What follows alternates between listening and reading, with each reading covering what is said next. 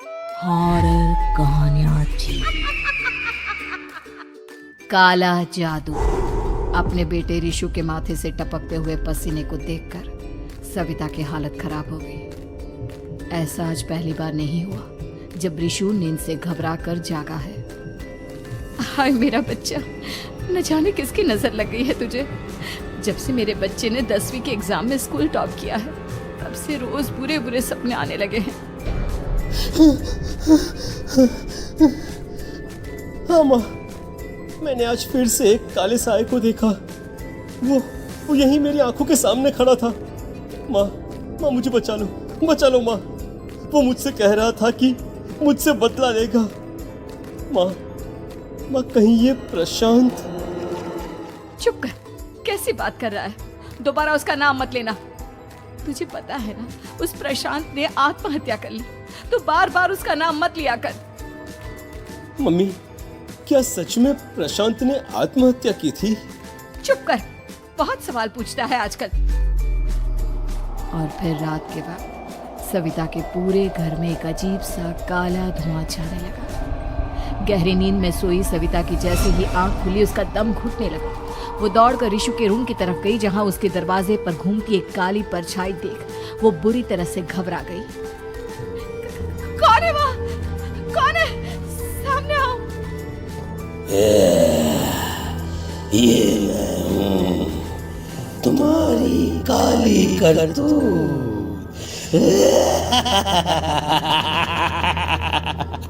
और अब मैं तुम्हारे बेटे को ले जाने आया हूँ। नहीं, मेरे बच्चे को छोड़ दो प्लीज। मेरे रिशु को कुछ मत करना। वो परछाई रिशु के कमरे में घुस जाती है। सविता भी उसके पीछे पीछे दौड़ कर जाती है और देखती है कि अब वो साया साफ नजर आ रहा था। वो सर से पैर तक खून में सना हुआ था और उसके शरीर के सारे अंग कटे फटे हैं। क्या चाहिए तुम्हें? तुम जो बोलोगे मैं करूंगी, लेकिन मेरे रिशु को छोड़ दो। उस परछाई ने रिशु को गर्दन से पकड़कर दीवार के सहारे हवा में उछाल दिया। रिशु जोर जोर से चिल्लाने लगा। माँ बचाओ मुझे, बचा लो माँ, ये मुझे मार डालेगा। माँ मुझे बचा लो माँ। नहीं ऐसा मत करो, मुझे मार दो लेकिन मेरे बच्चे को छोड़ दो। मैं तुम्हारे आगे हाथ जोड़ती हूँ। वो परछाई रिशु को जमीन पर गिरा देती है और अचानक वहां से गायब हो जाती है। रिशु, मेरा बच्चा, तू ठीक तो है ना? कुछ बोल बेटा, क्या हुआ है तुझे? मैं ठीक हूँ माँ। क्या हुआ था यहाँ पर? कुछ नहीं बेटा, कुछ नहीं। तू परेशान मत हो। हम कल ही गांव के बाहर जो तांत्रिक महाराज रहते हैं उनके पास चलेंगे। ठीक है माँ, हम जल्द ही उनके पास चलेंगे। मुझे बहुत डर लग रहा है माँ। ये बार बार मुझे डरावने सपने आना, ये सब हमारे साथ क्यों हो रहा है माँ? अगले दिन सविता अपने बेटे रिशु को लेकर गांव के बाहर तांत्रिक के पास जाती है। जिस जगह पर तांत्रिक रहा करता था वो जगह बहुत डरावनी थी। चारों तरफ कंकाल और खूब भूतियां नजर आ रही थी। गांव से दूर वीराने में उस जगह पर जोर से आंधी चल रही थी। रिशु ने डर कर अपनी माँ का हाथ पकड़ लिया। माँ मुझे बहुत डर लग रहा है। ये कैसी जगह है? देख बेटा, हमारे साथ जो कुछ भी हो रहा है उसका इलाज सिर्फ और सिर्फ ये तांत्रिक महाराज ही बता सकते हैं। अब यही है जो हमें प्रॉब्लम से बाहर निकाल सकते हैं। जैसे ही सविता और रिशु तांत्रिक की झोपड़ी के अंदर पहुंचे, वहां का नजारा देखकर उनकी आंखें फटी की फटी रह गई। तांत्रिक की झोपड़ी के अंदर कई सारे लोग अपनी गर्दन घुमा घुमा कर जोर जोर से चीख रहे थे। कौन हो तुम और यहाँ क्यों आई हो? महाराज, मेरे बेटे को कुछ दिनों से एक डरावनी काली परछाई नजर आती है और कल रात उसने मेरे बेटे पर हमला भी कर दिया।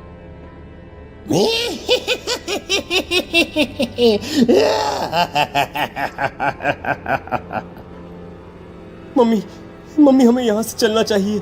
ये जगह मुझे ठीक नहीं लगती। नहीं बेटा, ऐसा नहीं कहते। रुक जाओ, 2 मिनट के लिए रुक जाओ। क्या कहा? काली परछाई? तुम्हारे बेटे पर किसी काली परछाई ने हमला किया? हाँ महाराज, वो कह रही थी कि वो मेरे बेटे को कुछ कर देगी, कोई उपाय बताइए महाराज। मेरे बेटे के साथ कुछ गलत नहीं होना चाहिए। तुमने किसी दूसरे के साथ गलत किया है तो तुम्हारे साथ भी गलत होकर ही रहेगा।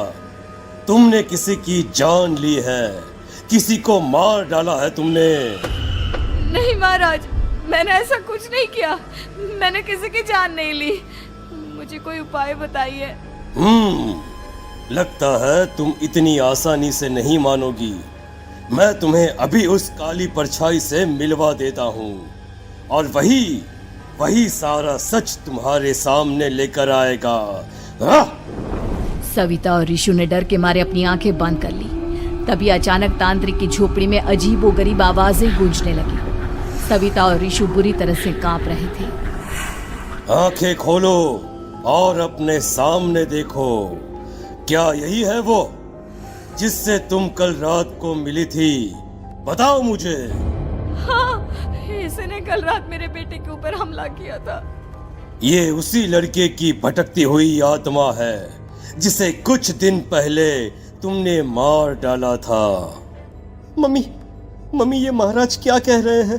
क्या सच में आपने किसी की जान ली है, किसी को मार डाला है? अगर हाँ तो बताइए ना मम्मी, किसको मारा है आपने? किसको? तुम्हारी माँ इतनी आसानी से सच नहीं बताएगी बेटा। इसने एक बच्चे की जान ली है। कहीं उसका नाम प्रशांत तो नहीं महाराज? वो मेरा दोस्त है, मेरा पड़ोसी है। सही पहचाना।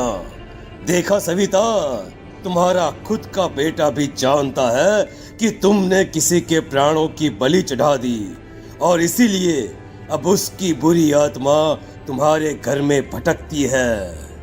मुझे माफ कर दीजिए महाराज, मुझसे बहुत बड़ी गलती हो गई। प्रशांत हमारे पड़ोसी का बेटा था। हर बार उसके नंबर मेरे बेटे से ज्यादा आते थे और इसलिए मैंने उसके कमरे के बाहर काला जादू किया था, पर मुझे नहीं पता था कि वो मर जाएगा। तुम्हारे उसी काले जादू वाली गुड़िया के अंदर एक बुरी आत्मा थी जिसने उस बच्चे के दिमाग पर बुरा असर कर दिया और उसी की वजह से उस लड़के ने अपनी बालकनी से कूदकर आत्महत्या कर ली। इसकी वजह सिर्फ और सिर्फ तुम हो, तुम। नहीं महाराज, जो कुछ भी हुआ मुझे नहीं पता था कि प्रशांत अपनी जान दे देगा। प्रशांत की आत्मा इस वक्त तुम्हारे सामने खड़ी है, हमसे बात करना चाहती है। बोलो क्या कहना चाहते हो? मैं जीना चाहता था, बड़ा होकर कुछ बनना चाहता था। आपके बेटे से मुझे कोई परेशानी नहीं थी। अरे वो तो मेरा अच्छा दोस्त था। मुझे माफ कर दो बेटा, मुझसे बहुत बड़ी गलती हो गई, मुझे माफ कर दो। माफ करने से मुझे वापस जिंदगी नहीं मिल जाएगी। मेरे माँ बाप आज भी मेरे लिए रोते हैं। आपने मेरे साथ बहुत गलत किया है, बहुत गलत। और तभी अचानक प्रशांत की आत्मा वहां से गायब हो जाती है। सविता जोर जोर से रोने लगती है। सुन लिया तुमने? ये तुम्हारे अपने ही किए हुए पाप हैं जो इस तरह से तुम्हारे सामने आ रहे हैं। माँ, ये आपने अच्छा नहीं किया। सिर्फ 10th बोर्ड के एग्जाम में मैं टॉप कर पाऊं, इसलिए आपने मेरे दोस्त के ऊपर काला जादू कर दिया। नहीं मम्मी, नहीं, अब हम कभी खुश नहीं रह पाएंगे, कभी नहीं। मेरे दोस्त की आत्मा को कभी शांति नहीं मिलेगी मम्मी, कभी नहीं। लेकिन मैंने जो कुछ भी किया सिर्फ तुम्हारे लिए किया।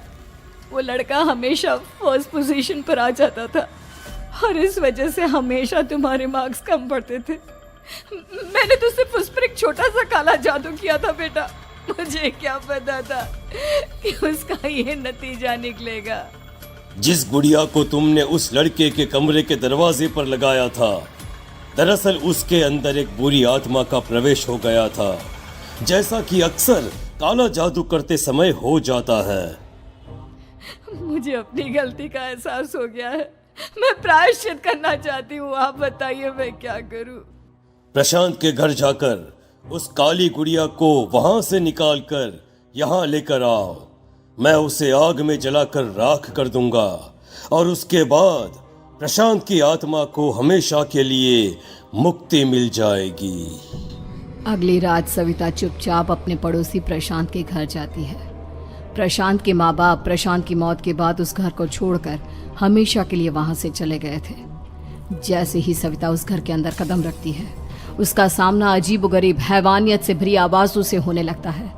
ऐसा लग रहा था जैसे कोई बुरी तरह से चीख रहा हो। सविता जैसे ही प्रशांत के कमरे के बाहर पहुंचती है, वहां पर लटकी हुई गुड़िया के शरीर से खून टपकने लगता है। ये क्या हो रहा है? इस गुड़िया के शरीर से खून क्यों टपक रहा है? सविता हिम्मत करते हुए उस गुड़िया को वहां से उतारने की कोशिश करती है, लेकिन तभी अचानक से बहुत भयानक दिखने वाली औरत उसकी आंखों के सामने आकर खड़ी हो जाती है। मैं यहाँ से कहीं नहीं जाऊंगी, और अगर तूने मुझे यहाँ से हटाने की कोशिश की तो मार डालूंगी मैं तुझे। नहीं नहीं, मुझे तुम्हें यहाँ से ले जाना ही होगा, नहीं तो मेरा बेटा, उसकी जान को खतरा है। मैं तुम्हें नहीं छोड़ सकती। अगर तुम्हारे अंदर हिम्मत है तो मुझे इस घर से बाहर ले जाकर दिखाओ। और ऐसा कहकर वो औरत सविता के ऊपर हमला कर देती है और उसे हवा में उछाल उछाल कर जमीन पर पटकती है। लेकिन तभी अचानक मौका देखकर सविता अपने हाथ में ली हुई सुई उसके हाथ में चुभो देती है। हाथ में सुई लगते ही वो औरत जमीन पर तड़पने लगती है। ये क्या किया तूने? ये क्या कर दिया? तुझे ऐसा नहीं करना चाहिए था। तांत्रिक ने मुझे कहा था कि तुझसे जीतने का सिर्फ यही एक तरीका है जिससे मैं अपने पापों का प्रायश्चित कर सकती हूँ और अपने बेटे की जान बचा सकती हूँ।